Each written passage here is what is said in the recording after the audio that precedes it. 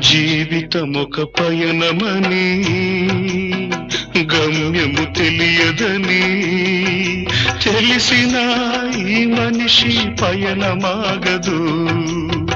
జననం ధర్మమని మరణం కర్మమని తెలిసిన జనన మరణ చక్రమాగదు.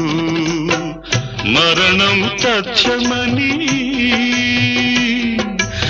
ఏ జీవికి తప్పదని తెలిసిన ఈ మనిషి తపనాగదు.